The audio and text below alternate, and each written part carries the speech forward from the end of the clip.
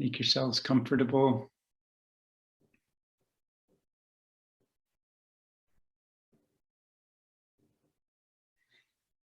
Taking a few deep breaths.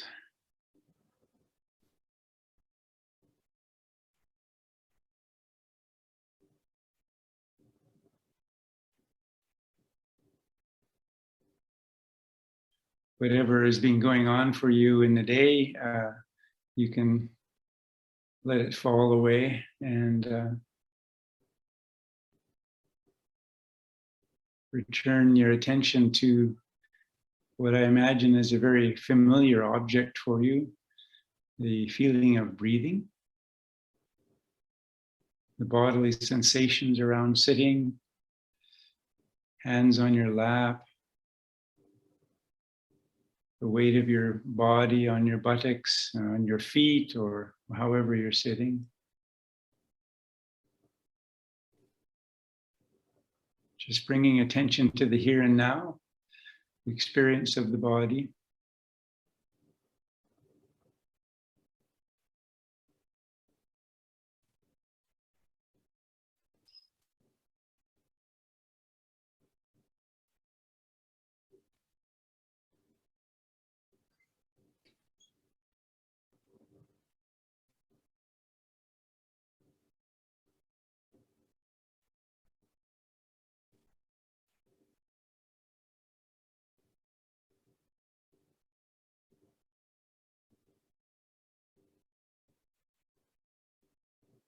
With every out breath, feeling the sense of relaxation deepen.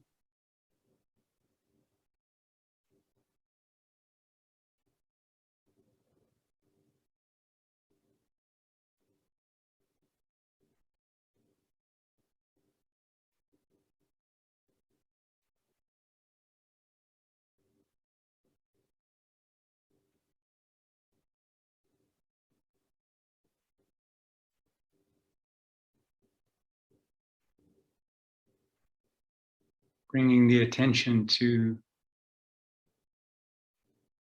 sensation of sounds.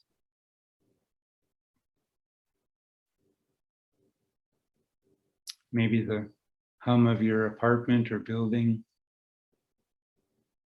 outside traffic, my voice,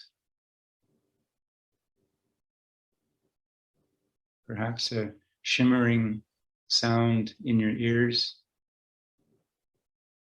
sound of silence, as Sampo terms it.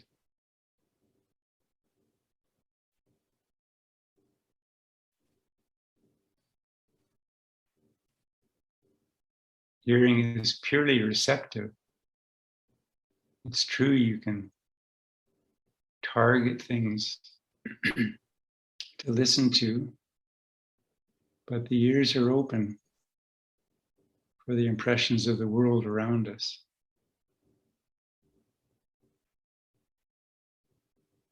And whatever those noises are, just let them come and go, rise and fall.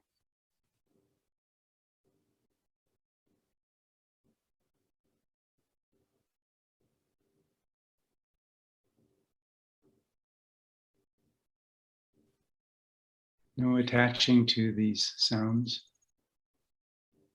And in this way, they're very impersonal. They just occur in our environment, and we don't need to make anything of them.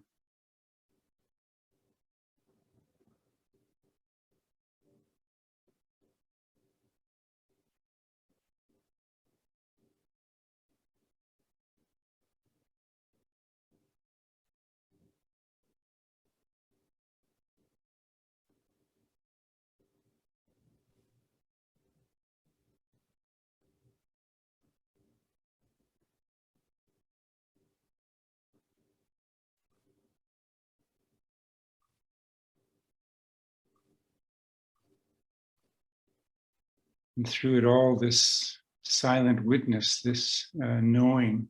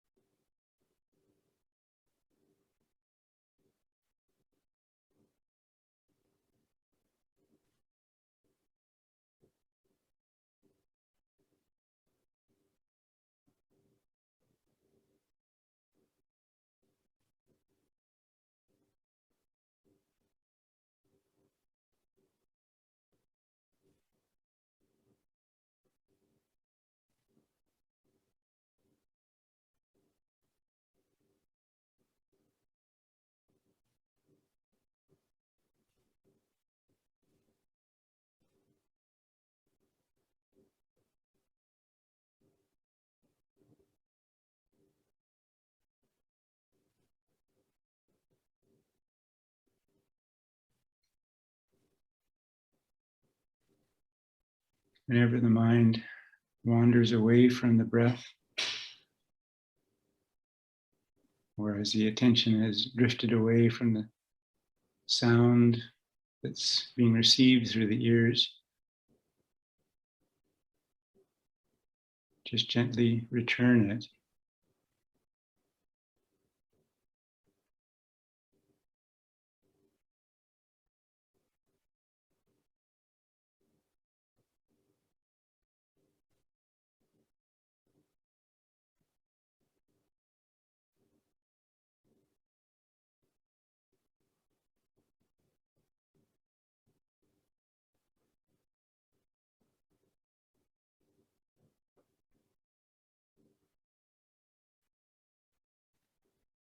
In one way or another, you're all experiencing various forms of privation at the moment, lockdowns and restrictions on your movements and actions. And it limits to such a large extent people's normal acquaintance with others, the normal movements in and around the neighborhood and with people at work, people on the street. Just the possibility of exchanging smiles, a helping hand. So these things are removed to a large extent in our environment at the moment. And the heart needs to express.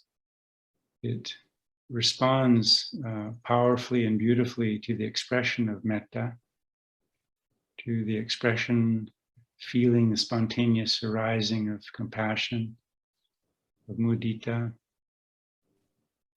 and the softening, the broadening, which is upekkha.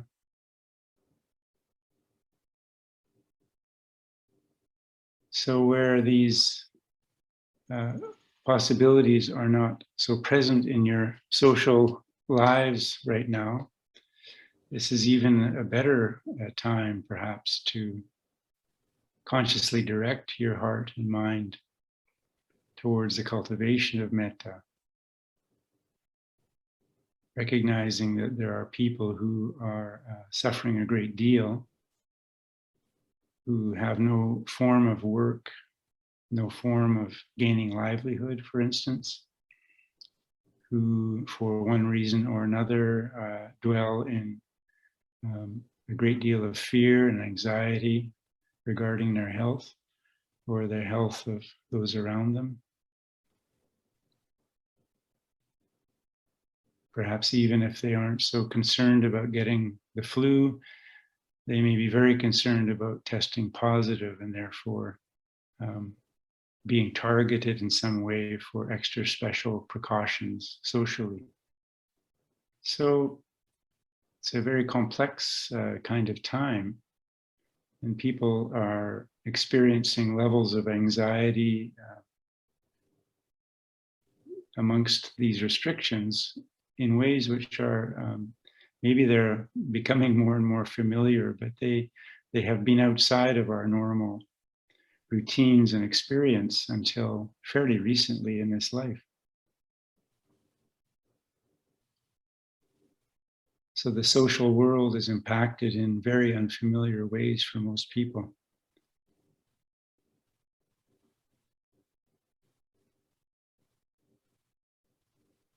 One of the conditions for health, it seems, amongst human beings is the ability freely to express consideration, kindness, generosity, warmth to those around them. As children, we learn so much from this expression. We come to understand our place in the social order, and we recognize how it is that we can contribute to one another every day.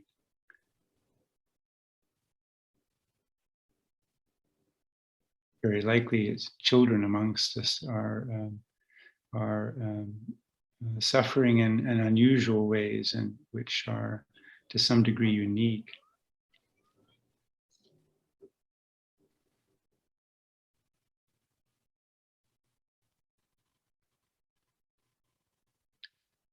So just reflecting in these kinds of ways about our condition and the conditions of those around us, we open ourselves up to feelings, the sensations, the textures, the warmth of metta.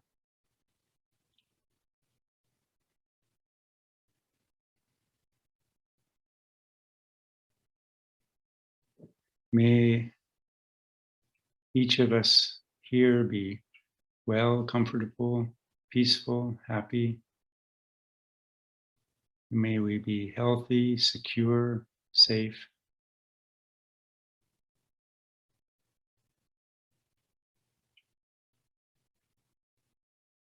May no harm come to us. May no difficulties come to us. May we have the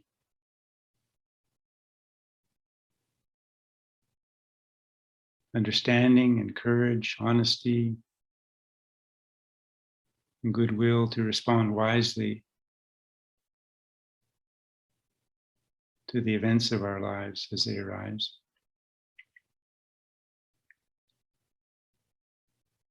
May those with whom we live, our families, our companions in the holy life,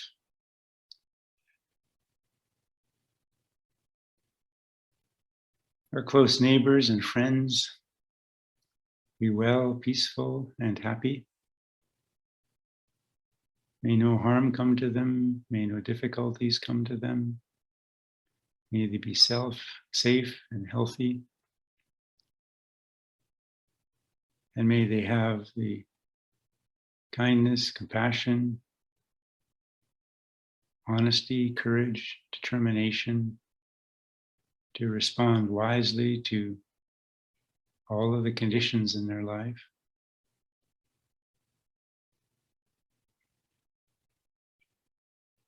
May all the people that we meet in the street, who live in our cities, with whom we have almost no or no interaction, but who inhabit our world nonetheless, may they all be safe, healthy. May no harm come to them. May no difficulties come to them. May they meet with success in their lives. And may they have the kindness, determination, courage, honesty, and goodwill to respond wisely to all of the challenges in their life.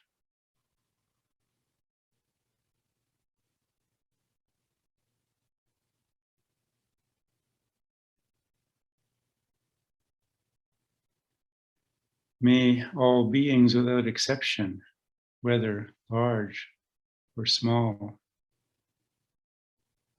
near or far, visible, invisible, born and unborn, be well, peaceful, and happy. May they be safe and healthy.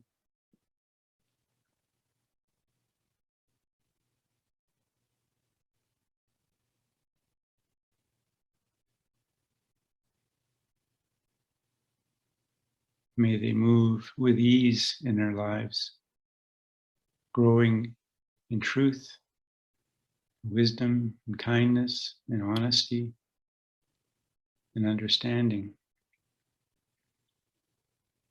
May all beings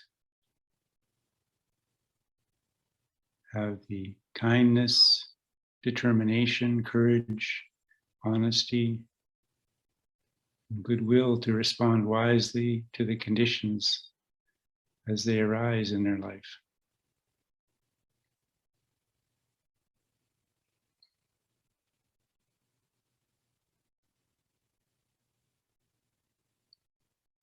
And so the cultivation of these states of mind and heart are of great benefit to ourselves. And we share this benefit with others. We can call this merit.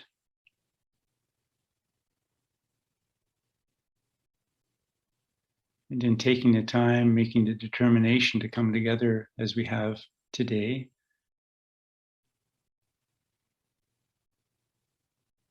we've expressed our interest in Dhamma and in our development in the practice.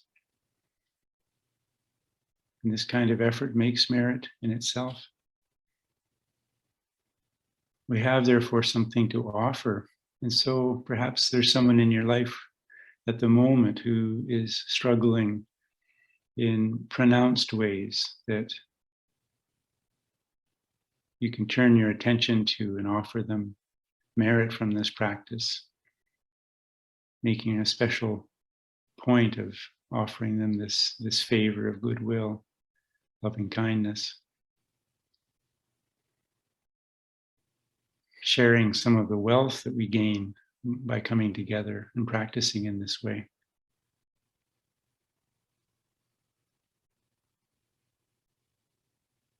So may all beings be well and happy. May all beings be well and happy.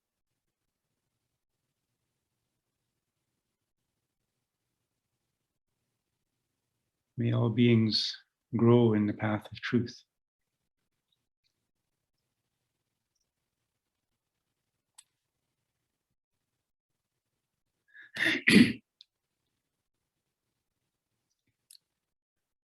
So I didn't bring a bell, so this will have to count as the bell ringing.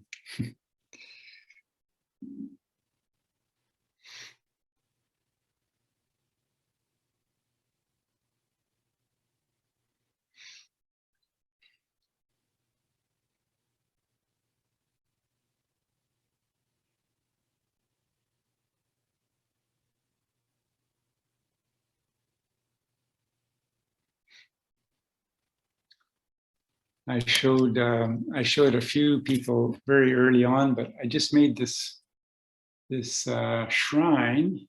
It's made from cherry wood and hickory wood, and the Buddha Rupa on that is from Nepal. It's actually kind of loaned from one of the monks here, Venerable Amarasiri.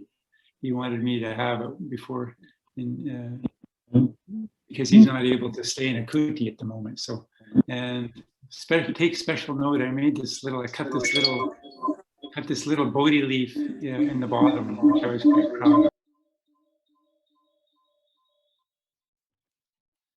Okay.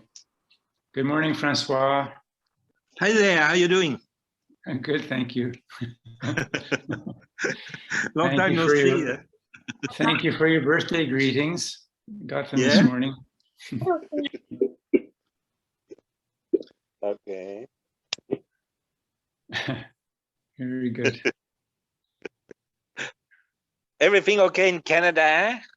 Everything's okay as it can be, considering we're all suffering in one way or another, but we're trying to get more wise to the situation. Yeah, the monastery is doing well. It's nice and quiet here, very beautiful. It's summer. So yeah, nothing I can find to complain about, really. Okay. You have nice walks in the countryside? Yes and no. There's lots of places to walk along the road, but I don't get into the bush much because we have this issue with ticks here. The deer bring these ticks, and some of the ticks have Lyme disease on them. And so if they bite you and you aren't really quick about it, within a few days, it's possible to get Lyme disease. 2 of our monks do have it, and it's a very, very, very long-lasting illness. It's debilitating in various ways. So I do my very best to avoid it. So I'd like to be able to walk more. Okay.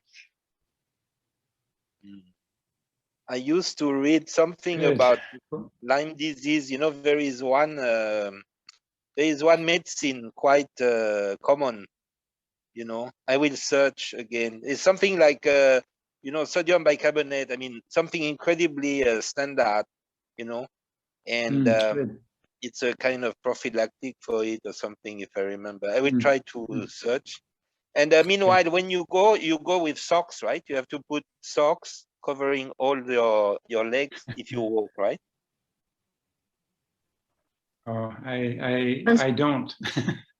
I don't put socks on in the middle of summer. Losing you.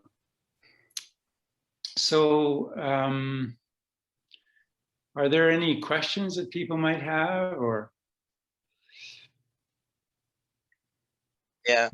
Ajahn, I was reading, you know, my question is about wise attention, what we call yoniso manasikara, right?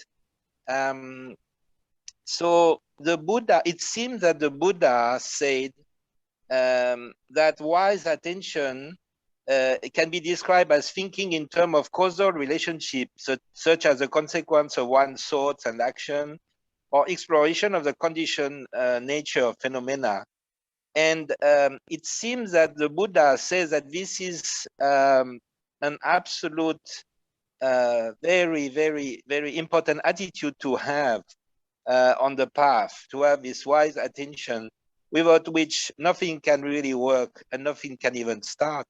So I would like you to comment on the importance of wise attention, and second, on how to remind oneself to always go back to that attention in one's life, you know, so as to keep to the path. Yeah, it's one of the preconditions for gaining sotapanna, for instance, as is the presence of good companions, of good teachers, good examples around us. So it's very, very crucial in the Buddhist teachings. Wise attention, of course, it has a lot to do with mindfulness, doesn't it? So there are a lot of things that come together, I think, with something like wise attention. One is having acquainted oneself with Dhamma in some kind of sufficient way. That doesn't mean that we all need to become scholars or be reading constantly or even every day, but reading the heart, as Ajahn Chah would say. The book of the heart is always open, and so we're paying close attention to what it tells us. I often think of the texture of experience itself, just when we feel that we are adrift, or that our attention has wandered, or we notice that anger or impatience is arising, or craving for something, longing for something. For instance, these are different experiences in the body, and we pick them up in the mind. They quicken, or they darken, or they slow down experience in certain ways that, if we're mindful, that we can observe. So wise attention has to do with mindfulness and observation at this level. It also has to do with, as you say, reflecting on the causal nature of things. So I always think with reflection, or what we could call contemplation, that we know it's sort of what you could call contemplation in a Buddhist sense, or contemplation in a sense of deep practice. We know that it's working in a useful and wholesome way when it naturally leads to silence. So if we're using the word reflection or contemplation in this context, it isn't something which simply leads one into further thought, and you can sort of feel the wheels turning where the mind is going here and there. One thing leads to another. Rather, reflection or contemplation in this sense has a kind of stillness which is built into it. And when reflection, when contemplation has arranged two or three useful terms and causal relations, and seen their relationship and understood them, then stillness once again arises, because you know that you have reflected wisely on the situation that had come up in the mind. So wise reflection has qualities like this for me. But as I say, it's built on some sort of acquaintance with Dhamma and a growing, a healthy living acquaintance with Dhamma, because Dhamma is something it's in the source code, it's in the background of our experience in life. As we're going through our social lives, as we're doing our duties, our cleaning our rooms, whatever it is that we're doing, Dhamma has been ingrained into the texture of life to such an extent that it's always available to us. It's always available to us as a kind of background, you might say. So wise reflection in this sense, or the ability to reflect wisely, is much enhanced because there's a kind of natural relationship then between the experience and how it is that we feel Dhamma is unfolding at one time or another. It might sometimes, I mean, I often talk to people about fridge magnets and having, for a week or a month, 2 or 3 Dhammic terms on just sitting on your fridge or on your desktop or wherever. And this is a very practical kind of application here. But in other words, some term, some like compassion or like honesty or something like this, some term, some concept, idea, some Dhammic reference that you're bringing your attention to on a regular basis, every hour, for instance, certainly every day. And maybe once a day, maybe at the end of the day, you reflect a little bit on what the value of this concept is, this term, this teaching, this truth, and just allow that reflection to work with you. But bring it up certainly during the day. We have so many important teachings in the Buddha Dhamma. And if you're attentive, you'll find that your mind, your heart gravitate towards one or two or a single set of teachings quite regularly. Well, bring them to the fore, bring them into your room, as it were, put them on your desktop of your computer or some of you may still have desks, I guess, and just bring these things to mind regularly. And just allow your mind to reflect on the value, the meaning, what it is that these terms, these ideas do to life in general, and just bring it alive. In other words, breathe some life into teachings of this kind. So these are just hints, I suppose, on the theme of wise reflection. Okay. I mean, there are, we could come up with very direct and practical examples. For instance, in the middle of the day, you find yourself just really agitated because something hasn't gone the way it should have. It used to be like this, and now it's something different, and you expected it to be able to stay like it was. I'm being very abstract here, but everyone has these kinds of frustrations in their life. They can come up very, very regularly, or maybe if we're fortunate, not so often. But wise reflection would be, first of all, taking stock. It first of all begins, so many things, maybe everything begins with mindfulness. You realize, I'm struggling against something. I'm agitated.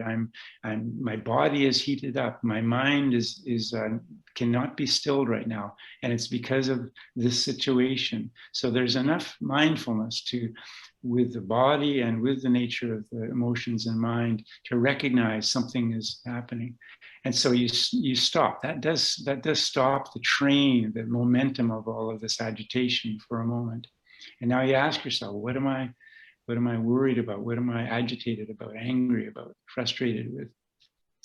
And then you see, I wanted something or other not to change. I wanted it to stay as it was because I'm comfortable like that. I'm uncomfortable when it changes, maybe. And in a direct sense, then wise reflection would be, but what would the Buddha say if he was here? What would Ajahn Chah say if he was here? Well, he would remind me that things change.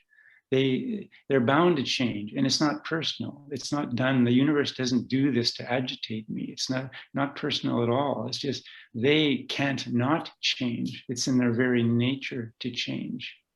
Mm. So that's reflecting on a situation. It doesn't take very long. Once the attention has become stilled and pacified to some small degree with mindfulness. And often it is frustration which will bring that occasion to bear. You'll just get tired. I can't bear with this sense of frustration. What is it? What should I do here? What do I need to know? What do I need to be reminded of? And then that's enough to stop the train of thought and the emotional kind of heaviness and heat or whatever it is. Okay. So that's a great gift. I mean, we just have this enormous gift. It's it's ongoing. It gets refreshed every day of our lives, every moment of our lives, when we reflect in this kind of way, because it brings honest and true reflection into the texture of our experience. We see things more clearly as they actually are.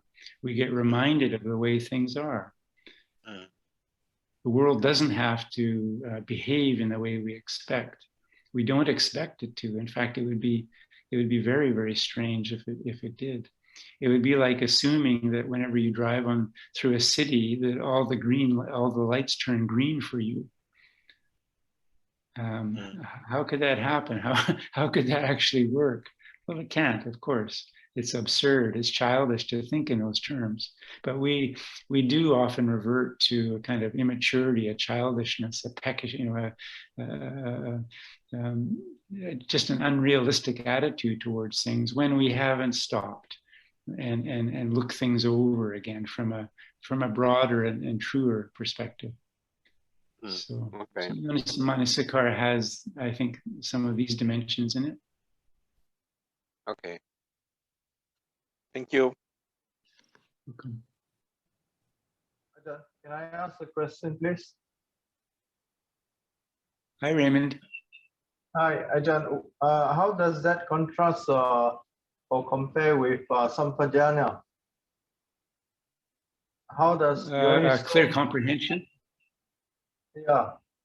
Yeah, clear comprehension. Well, as you know, Sampajanya is normally twinned with sati, so sati sampajanya, so mindfulness and clear comprehension. And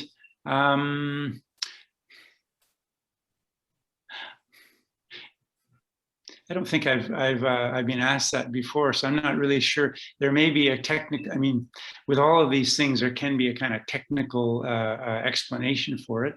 I'm just thinking now in terms of my own experience. I use Sampajanya, or I think of Sampajanya more in terms of meditative practice. So, for instance, in sitting meditation, I'm cultivating mindfulness, we'll say, on the rising and falling of the breath. But Sampajanya is a kind of a broader sense of mindfulness. At that time, I also know that I'm sitting in the room. I'm sitting in my kuti. I'm sitting on a cushion. I may be aware, if I wish to, that it's a little cool, or it's a little warm for my comfort, or something like that. So it's a mindfulness which has a breadth to it, you might say. That's the way I understand it, at least, Raymond. I'm sure that it's been dealt with in very technical language by many people, but that's generally the way I understand it. Is that helpful? Right. Thanks, Ajahn. So for daily life, we will be doing more of wise reflection, which is more of Yoniso Manasikara. I guess, that is, if that distinction that I'm making is sort of accurate, you might say, I guess we could say that we are more often doing as you say, using Yoniso Manasikara. but it can also be applied, to, I remember years ago being asked by a meditator. He said, yeah, a friend of mine was in India recently, and he wrote, he was studying, mindfulness meditation, really, really adept. I'm not sure, he might have been doing a Goenka retreat or something like that. So he was walking down the street in India, and all of a sudden there's an elephant on the street, and a question arose for him whether he should pay the elephant any attention, whether he should just continue to walk mindfully. And I suggested, if an elephant is in your environment, you should pay attention to the elephant. It's humorous to, I may be doing the question injustice, but this is like 30 years ago.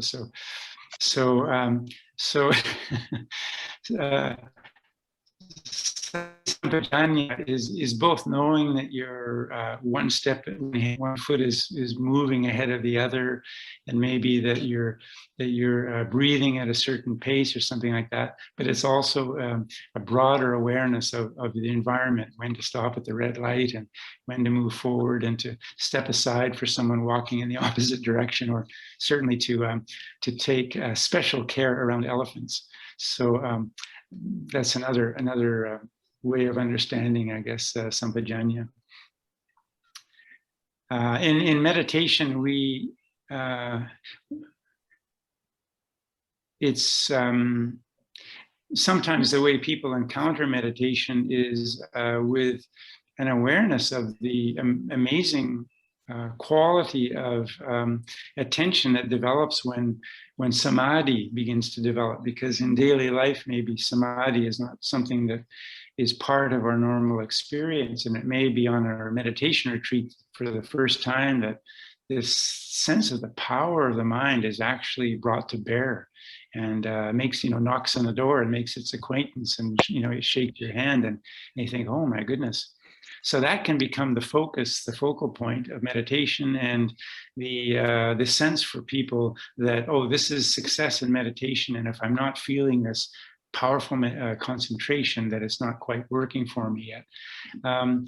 But what that can lead one to is an imbalance appreciation for meditation, and in particular, the vital importance of sati sampajanya, which is, if you might say, concentration in that sense would be one foot, the other foot now rises, moves forward and places. Now the right foot rises, moves forward and is placing. So there's that sort of attention, and there is no visual awareness, maybe even that there's an elephant on the street with you coming in your direction.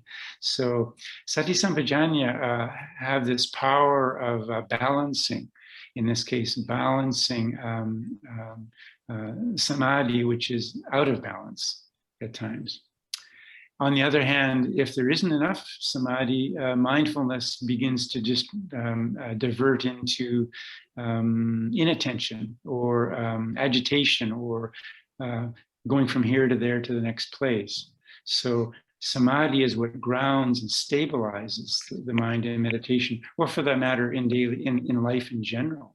We need samadhi in order to focus on a project. When you're working on your computer, or drafting a letter, or when you really want to be present for a conversation, there is an element of samadhi there. But I think we can see how important these things are together, which is why Ajahn Chah himself said, well, to think of these things as separate and always be distinguishing and preferring one over the other, it's like expecting that if you see a stick on the ground, that when you pick up the stick, that only one side is going to be picked up. No, when you pick up a stick, you get both ends at the same time. So they're part of the same process. We can distinguish them in experience to some degree, but we think in very profitable terms, in terms of their balancing. And in balancing and keeping attention on this, they deepen, they deepen, they deepen. And when they deepen sufficiently, on the basis, by the way, always remembering, on the basis of a deep and abiding and an ongoing sense of morality, of virtue. When they deepen on this basis, over time, when our acquaintance with experience as it arises and falls becomes more deeply entrenched, when we become more familiar with it, when we become better friends with the nature of our own experiences, there has to come a time, because this is the way the Eightfold Path works, there will come a time when we see truth itself. So one or other of the three characteristics of existence will become apparent, undeniable, like the flash of lightning which exposes the mountain in a distance. We'd heard about the mountain, we'd heard rumors about the mountain, people have written poems about the mountain, sang about it, so forth. But still, we can doubt the existence of the mountain because we've never seen the darn thing. We've never seen it ourselves. It seems to be described somewhat in different terms by different people in different songs and so forth. But then there's this flash of lightning in the middle of the night, and there the mountain is. And now it is part of our experience, our reality, our reckoning. And we know the direction that mountain is in. And now it just takes continuing walking in that direction. So these things are all related, as Francois said earlier. This kind of reflection kind of leads in a certain direction, and it does naturally lead again and again to stillness, to the quietening of the heart and mind. And this generates in itself confidence. We think of saddha as faith, but confidence and trust. The trust is a more grounded sense of confidence. It comes out of the ongoing experience of faith in our lives, and we see it being revealed over time in various ways, in various dimensions, in all dimensions of our life. And out of this comes a kind of deepening trust. This is working. There's much of great value, of profound value in these practices, in these orientations towards life. They do lead somewhere which is of extraordinary value to a human being. And this sense of being, the sense of having trust becomes deeply ingrained and present. And it makes, for instance, being good and kind much more easy, because it makes living a wholesome human life in the Dhamma, eventually it becomes quite natural. Because we're attuned more and more clearly, carefully, the way things are. And we sense with more accuracy, more acuity, we sense when we're veering off the beam, or we're veering out of the sense of harmony with things. And it becomes easier over time to return again and again to the middle, to the center, to a point of balance and equipoise.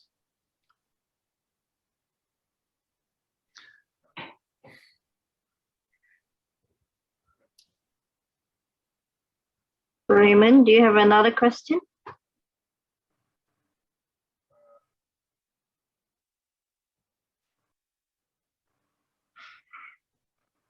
Raymond, do you have another question? Fine, I'm okay. Yeah. Thanks, Ajahn. Welcome. Anyone else?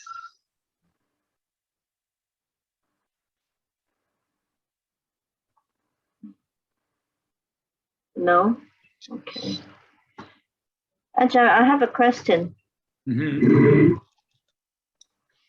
How do you reconcile when someone comes and tell you, talking about right view? It is only right according to how a person perceive it against how another person perceives that. How do you reconcile that? How do you tell people no, So I mean, they're thinking of what right view in very relativistic terms. So it's right view for you, but maybe it's not for me. It's truth for you and not truth for me. And Right. I like yellow, and if you like blue, that's okay. But we have different likes, that kind of thing. Yeah. Yeah. And people tend to really argue about it, or they can't just let go that someone else's right view may just be right, and there's this constant tug of war all the time between families or friends, or how do we reconcile when you're in a situation like this? Well, maybe the first thing to reconcile is with ourselves, that because we feel something is right, it's limited by our own dispositions, our own karmic predicament, and so forth. The fact that we think something is right doesn't make it. And what do we mean by right, after all? So there's relative and there's absolute. Yeah, these are old Buddhist concepts. I mean, there's right. A green light means go, and a red one means stop. And there's nothing true in some absolute sense about this. But these are conventions that we agree to, and hopefully you aren't colorblind. So we have a steward here who is colorblind, and we're always poking little jokes because he's asked about his preference on color, and then he kind of mumbles something, but of course he can't tell the difference. And yeah, so whenever there's some sort of, you feel a kind of dispute arising publicly, with a friend, whatever, around things like this. I mean, it's very good to reflect, first of all, on oneself. What am I attached to here? What am I clinging to that's making this point of suffering? I don't like this, that they don't agree with me. And then you sort of think, well, what is it that is difficult about this situation? What am I clinging to? What am I attached to? Because that's the first and second noble truth. If you're suffering over some relation with a family member or whatever, you're arguing about something, there is something that you're clinging to. What is that? Try to become clear about that. But in general, this issue of right view, we can probably assume more often than not that our sense of right view is relatively true, in that even if we say, okay, right view is the Four Noble Truths, and first noble truth is suffering, suffering exists. If we can trot out some definition of, that accords with Buddhist thought and teachings, and then we say, okay, so if I believe that's right view, well, remember, these are just ideas, or just words. They are conventions. They're set into conventional language, in this case English or Chinese or Pali or whatever it is. They're useful. They're useful constructions, but it's not until you've seen the mountain, that the lightning has shone and you understand impermanence, for instance, at a deep level. You're awakened, in other words, to the characteristics of existence. Then right view arises of its own accord. Right view in a kind of technical sense as truth. So, be careful not to begin to engage in arguments, or, at least watch yourself as you begin to lean into an argument around what's right or wrong, because it is true. I mean, so much of life around us is, some person has an allergy to wheat, so it's wrong for them to eat bread with wheat in it. It's right for you because you enjoy it and it makes you feel healthy and so forth. So there are so many things in life which in fact are true for some people and not true for others. Yeah. So we need to recognize this relativity of these terms, first of all, and then to recognize, but with humility, yes, there is we can, as Buddhists, say that there is a sense of absolute truth that is realizable. But until there is realization, and realization isn't a set of thoughts, it isn't something that can be put down in language and trotted out at handy times over dinner. No, realization in this kind is a deep experiential knowing, and that's a different. It's just a different category to right and wrong as we're used to. So I would say, try to be very discerning, nuanced about this. And quite often it does just returns us to our own predicament. Oh, I want him to agree with me. There's something here I'm sure would be useful, and they aren't getting it. And now we're just, now we're arguing about this terminology, or they think that, okay, maybe impermanence works for Buddhists, but it doesn't work for, you get into tangles, and quite often they're just linguistic. They're conceptual tangles. And the more frustrated you get, the more unlikely it is that you'll be able to explain anything with any sense of truth, or approximating truth anyway. Because if we're speaking out of agitation, frustration, our language carries with it that sense of frustration, and then people are defensive in relation to that, because then they've got to express their truth to us, and it gets us into tangles. Yeah. A good definition I heard recently, this is from Lumpur Viradamo. This is over the winter retreat, but he came in for breakfast one morning. He'd been, just sharing things that he's reflecting on in meditation during the retreat, because we're very quiet. And he said, yeah, right view is silent. Right. And I thought that's a very beautiful and perceptive and kind of wonderful way to contemplate. Now, when somebody says something like that, and you find yourself nodding your head and in a kind of deep agreement with it, then also be careful, because if you trot that out next time somebody disagrees with your view of right view, and you say, but right view is silent, see, scoring, trying to score a point sort of thing, or it's the best you can do to defend yourself.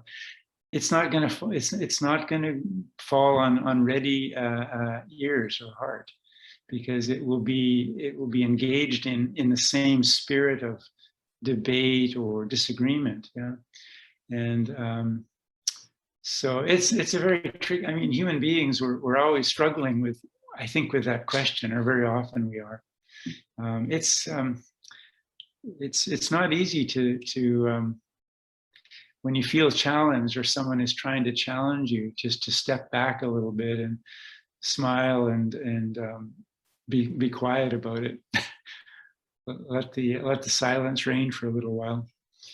Maybe that's the best response. I agree. Yeah, it's always to step back a little bit and not make too many comments on it at all. Yeah. Yeah, what is it that we feel certain? What is it that we feel certain about, and what is it that we're willing to defend and argue about, and what is it that we know other people are just wrong about? And that sense of self-righteousness and that can become quite overwhelming, and yeah, I mean it can become quite corrosive actually between people, can't it? So it's very important to guard against that, a feeling of being right, and I'm right and they're wrong, and so forth.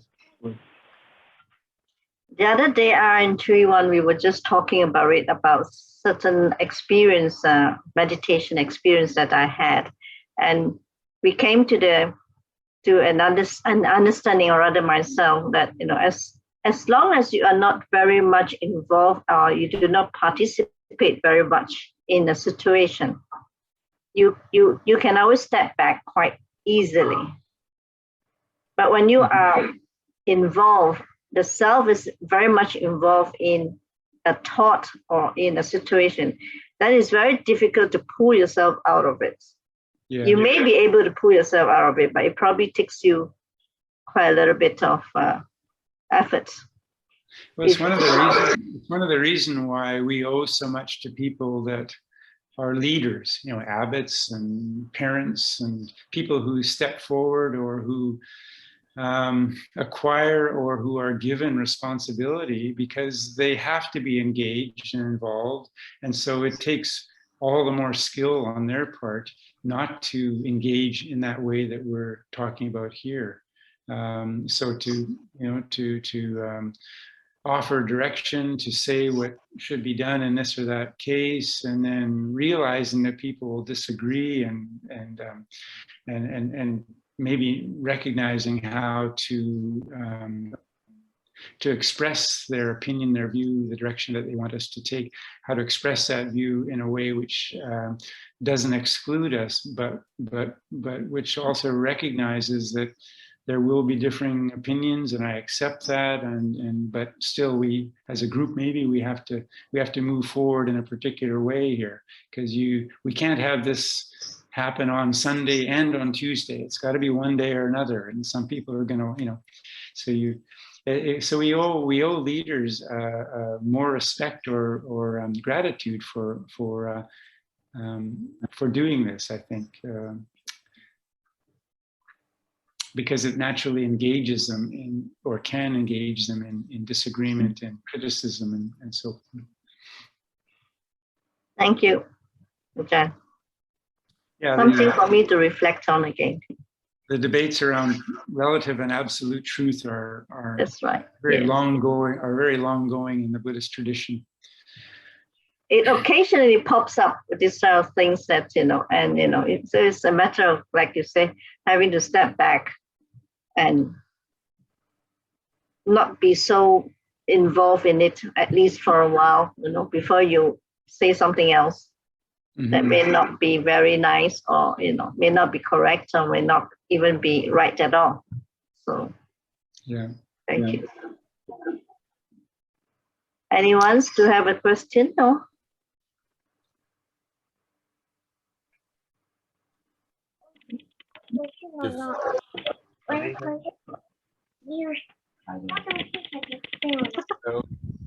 Victor? Victor, you are mute. Can you unmute? Can you mute, please? Sure. Does anyone has any more question? If No, not, you can go ahead, Victor. okay. Are we allowed to have a 10-year-old Michelle asking something to Ajahn Pavaro? Yes, of course, of course. Yes. Michelle was wondering, she just found out she has allergy to cat hair. Some certain cat, not all cats. So she was wondering if chanting the Pochang Kaparit can help with her allergy. She wants me to ask you, Ajahn Pavaro. One thing I can say with some confidence for Michelle is that it can't hurt. It can't hurt, the Ajahn said. Yeah. And if Michelle should know that there is, the Buddha said that there is power in this particular chant to protect against. She may know or she may not know that originally the chant was given to the community after a monk died from being bit by a poisonous snake. And then the Buddha said, if this monk had chanted this regularly, he would have been safe. That is, he wouldn't have been bit by this snake. So the Buddha does offer it as protection against that kind of danger. Now, I don't know what the Buddha would say about allergies, but it does have a beautiful protective quality. And even if she still had a little difficulty with a cat that she knows, she could feel confidence and happiness that it will be protective of her in other things. So it's a very good thing to do. And so I would encourage Michelle to do that, or to continue to do that, knowing full well that the Buddha praised it very highly and gave it as a practice himself to his monks and nuns. Thank you, Ajahn. You say,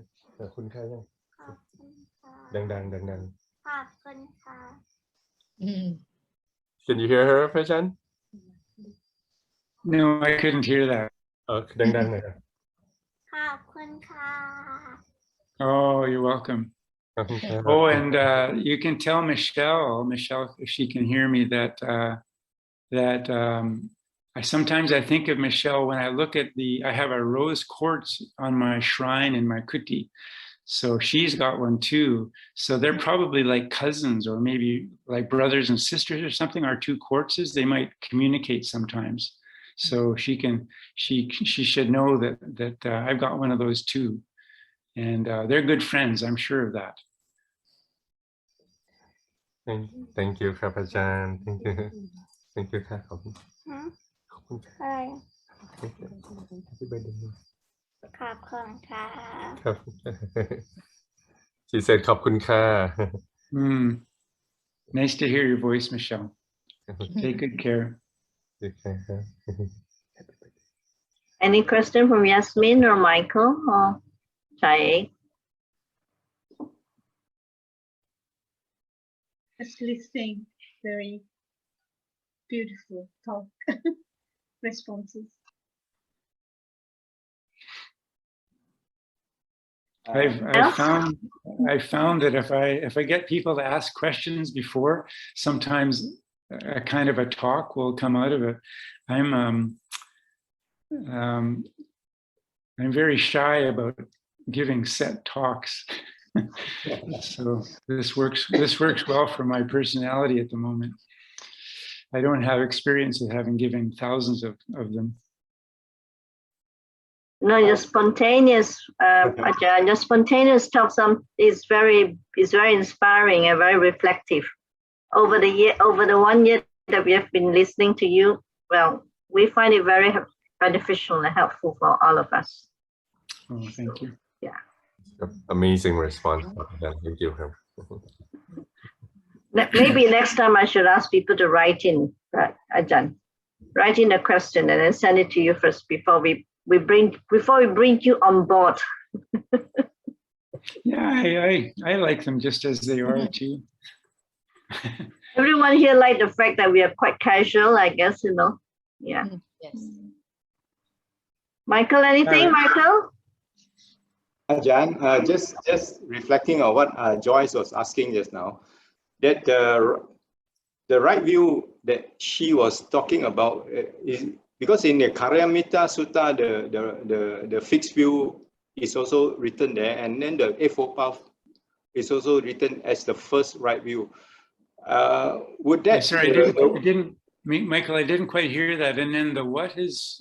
The Karyamita Sutta, they towards the end, they will say that by not holding to fixed view, that one is more towards what Joyce is talking about, and then the one in the Eightfold Path, that the beginning was that is more towards the three characteristics of looking things. Is it right? Is it that kind of, because the Samaditi and the other one was the Pali word is a bit different, I think. Yeah, I mean, there is such a thing as right view. I don't wish to say anything against that, but there is the experience that we have as human beings with others in conversation. We know very well how subtle and difficult, challenging right speech is, for instance. So in the course of normal discourse of conversation and so forth, we so often we run into these hurdles, these roadblocks, these difficulties in conversation around things that we believe are true, and we don't express ourselves as clearly as we hoped we would, and the person may misunderstand us, or we may feel that they don't respect what we feel is very, very important, and so forth. And so conversations can be very fraught with these kinds of challenges. So when we find, as you say, when we find that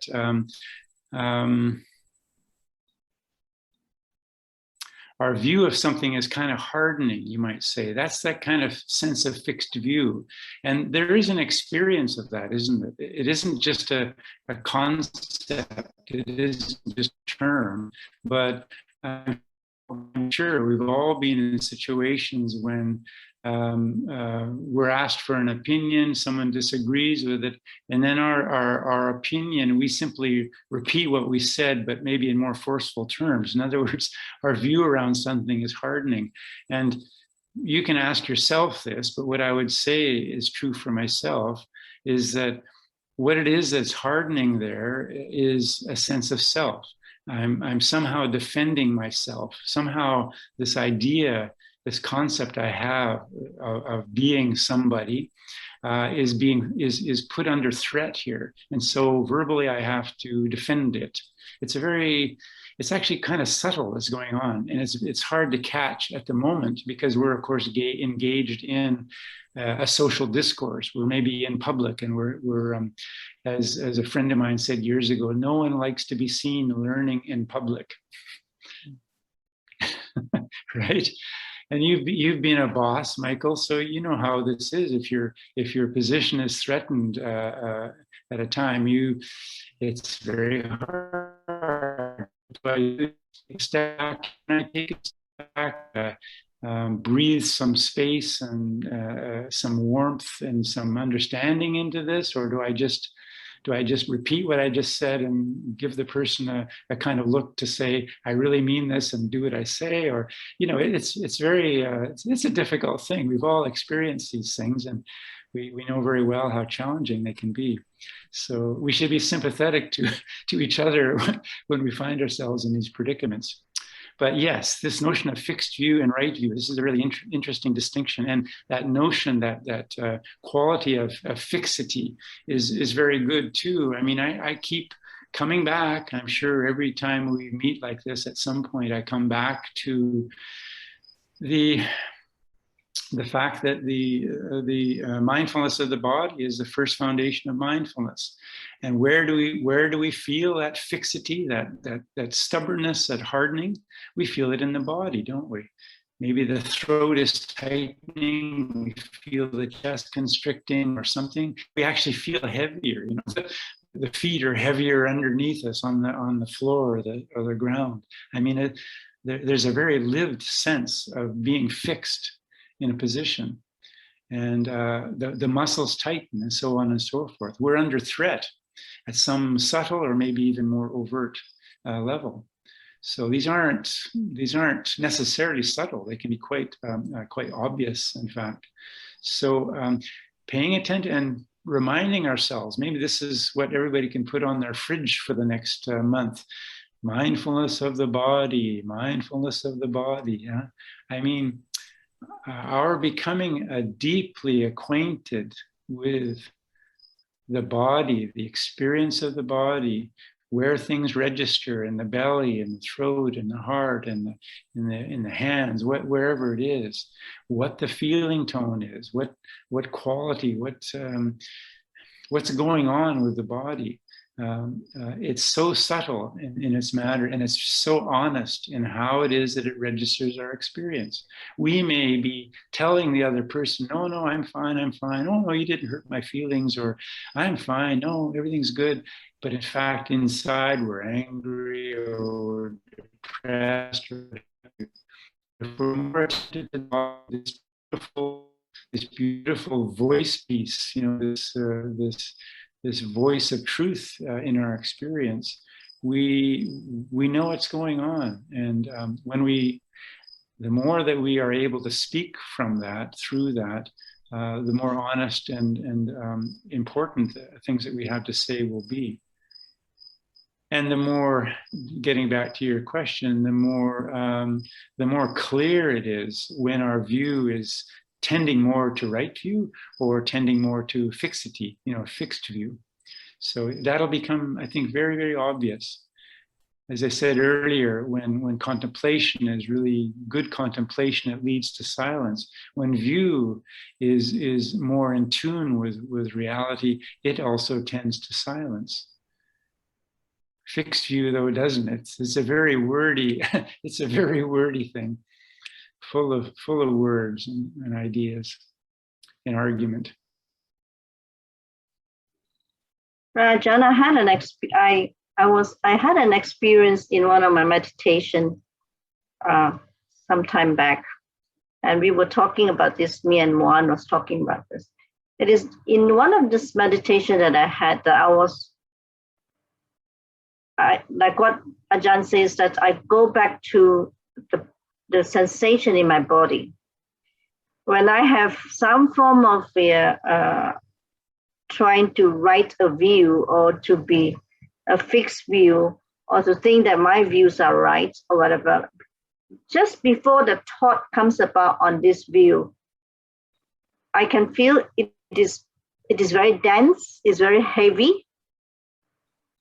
And when you actually put this, when you don't put too much attention to it, and as it rolls along, it becomes more like a background, somewhere behind you background.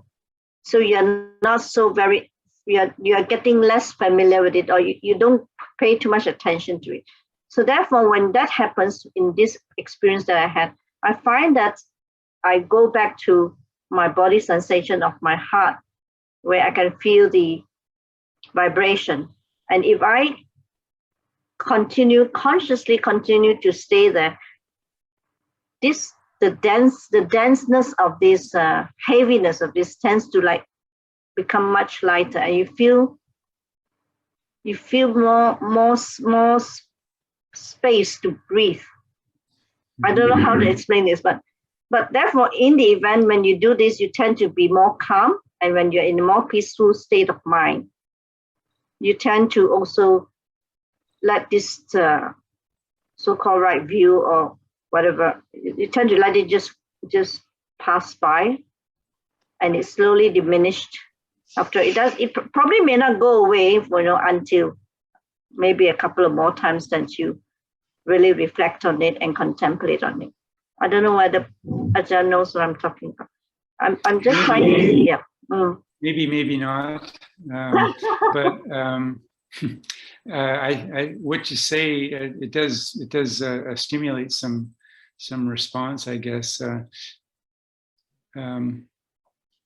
First, that yeah, we don't always have to make sense or feel that we need to make sense of what's happening. That feeling quite often comes from a sense of needing to control things. Understanding and control very often are kind of equated in our, if not our mind, then our heart. Because if we don't understand something, maybe we feel that we aren't in control of life, and that leads maybe to some anxiety, some worry, or some frustration. So being patient, part of what I hear you talking about is, yeah, kind of you practiced enough that you can afford to be patient with things that you don't understand, and just let them rise and fall, and watch them rise and fall, and do so without feeling you have to comment on everything and fix it. Yeah, that sense of fixing what's not quite right and so forth is also it has a great deal of control. Therefore, at its root, a degree of fear at its basis. So just allowing something to rise and fall away. I mean, there is truth in that. After all, we're observing things in their real nature. They rise and they persist for a moment or two, or however long as conditions feed them, and then they fall away. That's their nature. So your willingness to sit with things long enough to see them rise, maintain their existence for a time, and fall away, that's a good thing. That's a good thing. Without a lot of commentary, without trying to fix it, without trying to change it. In a sense, even without trying to understand it, because the understanding itself comes through having watched it over, time and time again. It does take time for us to understand the rhythm, the movement of these things, and allow them to take their own course, because they have a life of their own. And by giving them life, by trying to fix them, change them, keep them, if we happen to like what's arisen, and we kind of trying to fix to it and make sure that it's maintained long in our experience, that too is going to lead to difficulty. watching things come and go is very good. Thank you.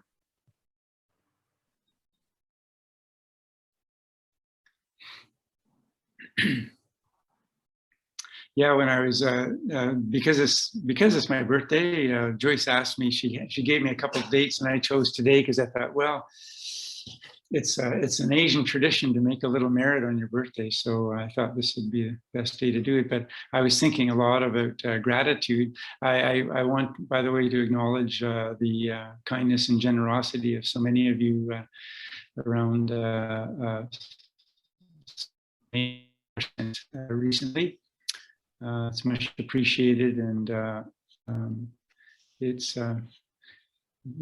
interesting that it allows me also to be generous with others, because it's once in a while you hear of a monk who needs something and they're grengjai to request it of the sangha, but it's lovely to feel that something like that can be met. Anyway, my appreciation for that, and just generally on gratitude, Lumpur Samedo and Lumpur Pisano and I were all Leos. So anyway, recently we heard Lumpur Samedo give a Dhamma talk at Amaravati on his birthday. Very, very lovely talk, and of course, I know you've all heard Lumpur Samedo giving talks and various things, and so it won't surprise you to know that what he was reflecting on most in this talk was gratitude. He's been a monk now for, I think it's 54 years, and he's 87, and so 54 years of those 87 have been as a monk, and so he thinks. His mind turns naturally to the conditions that have permitted him to do this, to live in this way, to be supported by daily food and by shelter, by clothing, by necessary medicines. He's not, we don't earn these things through some, by getting a job and getting a paycheck and that, and those of us, I know all of you still get paychecks or have paychecks, or you know what it's like very well, very intimately, what it's like to depend on this, participating in the economy of the world in these overt terms, and it's very different to step out of it. On the one hand, we're recipients of dana every day. This is just such a remarkable thing, that the Buddha's wisdom and merit produced in the world this social institution, social economic institution that has persisted this long. It's just astonishing.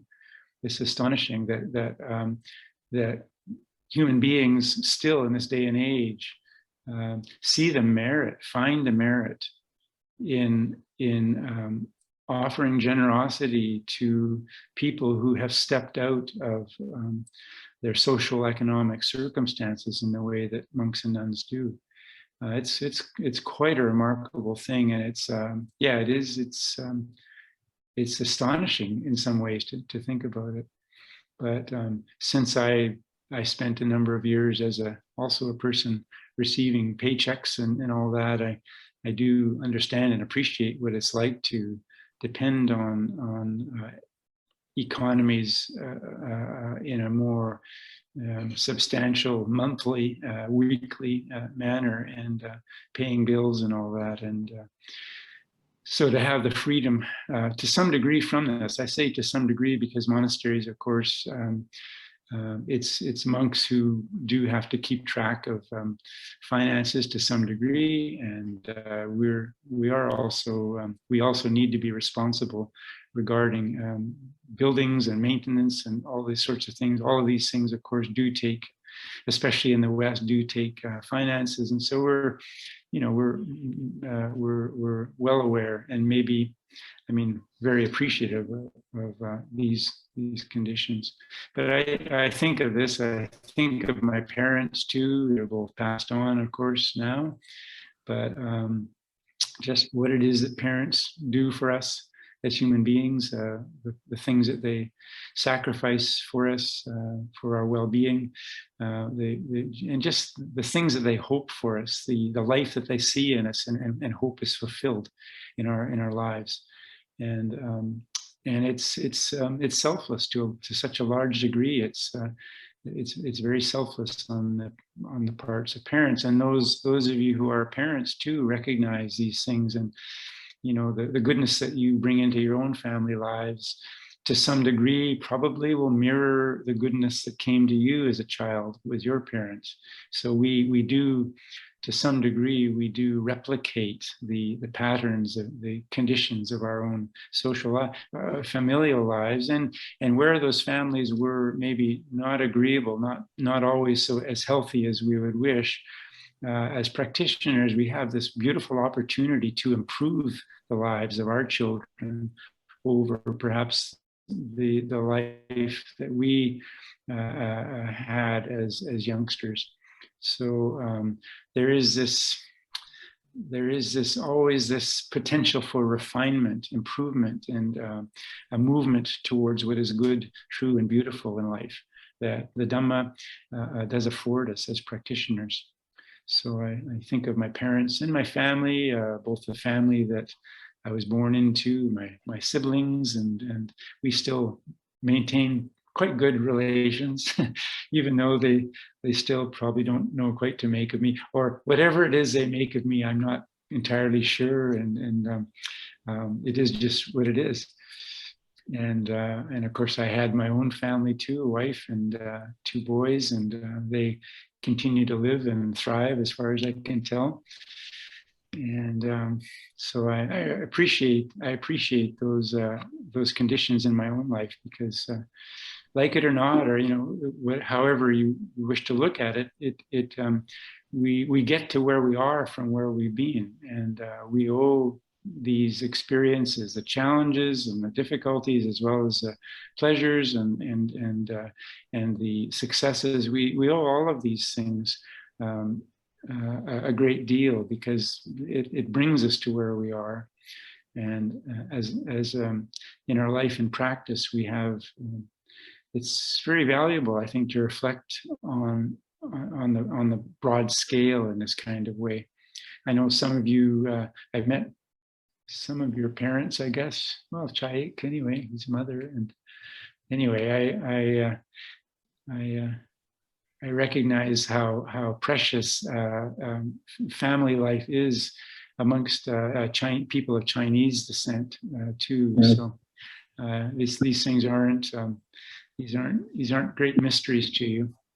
So yeah, I live in this forest monastery, well out of any big city. So I have this great pleasure and honor of not having been really forced into any kind of quarantine situation, if you can call being on quarantine living in 160 acres, and with a lake to walk to whenever I want to. So I'm very, very fortunate, and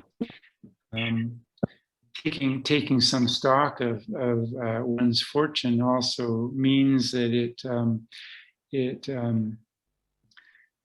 it leads to a kind of serious contemplation of what we're doing with our lives. And yes, I'm a monk and do my best in this practice, but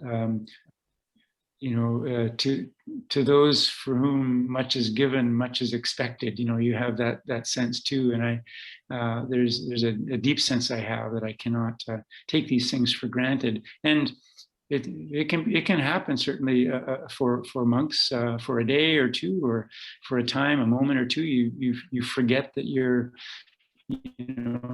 how much you have to be grateful for, and you feel a little irritated by something, or wish you had this or that, or it happens. This is just a human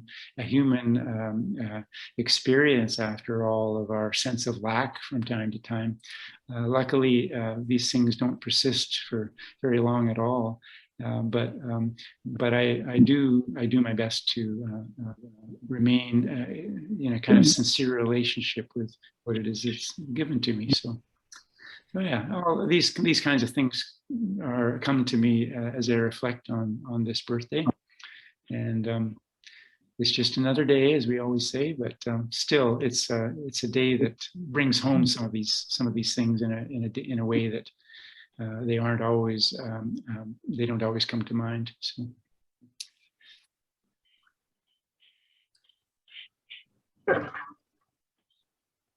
Prajan, we should actually thank you for giving us the opportunity to make merits on this on your birthday.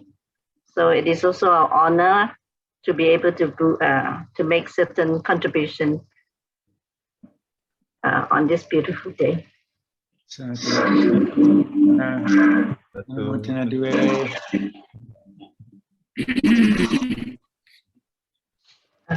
Shall we ask Prajan to give on the verses of aspiration, sharing and aspiration?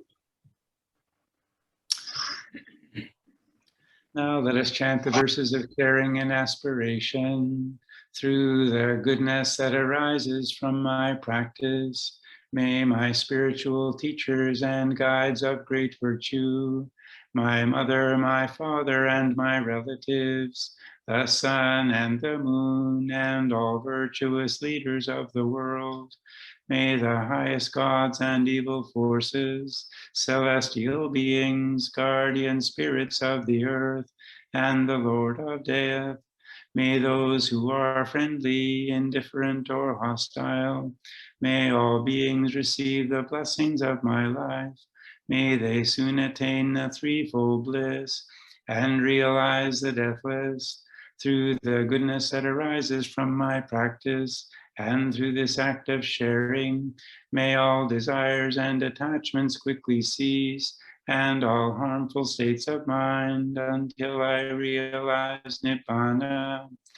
In every kind of birth, may I have an upright mind, with mindfulness and wisdom, austerity and vigor. May the forces of delusion not take hold, nor weaken my resolve. The Buddha is my excellent refuge, and surpasses the protection of the Dhamma. The solitary Buddha is my noble guide. The Sangha is my supreme support. Through the supreme blessings of all these, may all darkness and delusion be dispelled.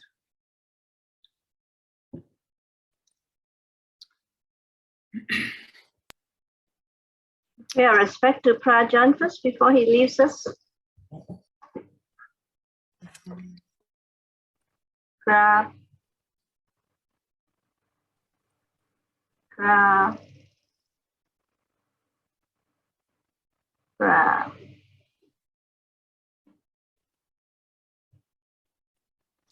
Well, I offer my blessings to you in this life of Dhamma. Thank you, Ajahn. Yes, and may the merit of your generosity and the merit of your own goodness and sincerity in this practice continue to bring the fruits of goodness in your life. May you all realize Dhamma in this very life. Sadhu, sadhu, sadhu. Thank you, Prajan. We also must thank Zoom for being able to see you once a month. Now having this pandemic, this is a wonderful way of catching up with one another.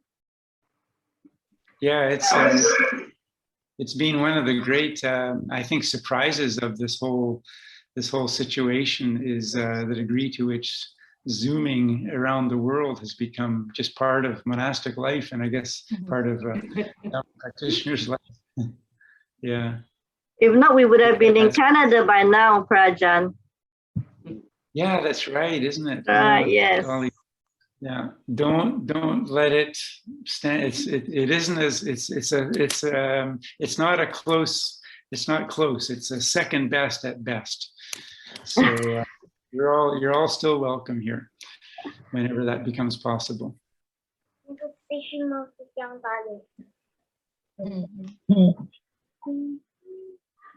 Let's try it, son. Try it, son. Okay. I'm trying to remember his name. It isn't Aaron, no? Kieran, Kieran, K-I-E. Kieran. He's a bit disappointed. How come there isn't a birthday song for somebody's birthday? Oh. Oh, That's a Oh. good reminder. Shall we? Shall we? Yeah. Okay. 1, 2, 3. Happy birthday to you. Happy birthday to you. Happy birthday to Pavaro. Ajahn Pavaro.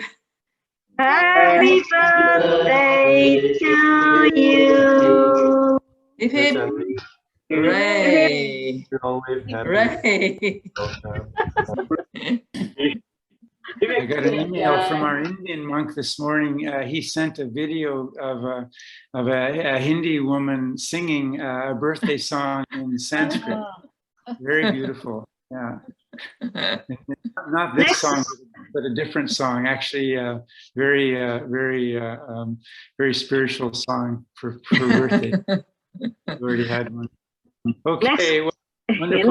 Next year we will prepare a spiritual song for Praj and you. Actually, Joyce, I'll send you this song. It's really lovely. Really? I'm sure. Okay. All like it, I think. So, yeah. But next year we should sing Happy Birthday in Thai. Ah. Make it international Happy Birthday song. So you have the spiritual song, you have a Thai song, and very soon you're going to have a Chinese song. Whoa. And probably we have one from Yasmin. I don't think in Sinhalese we have a happy birthday. We say Suba Upantineak Veva. That means have a spiritual birthday. That's a sort of a thing we would say. That sounds very appropriate. Very spiritual. Okay. Thank you for a lovely evening. Okay. Well, yes. I hope we hope you have a blessed and a beautiful day too today. Thank you very much, and I hope we can see each other perhaps next month as well. Yes. Thank you, John. Thank you, John. Have a good day. Sadhu. Good night, everyone else. Bye. Bye. Take care. Healthy. Thank you, Sister John. Bye.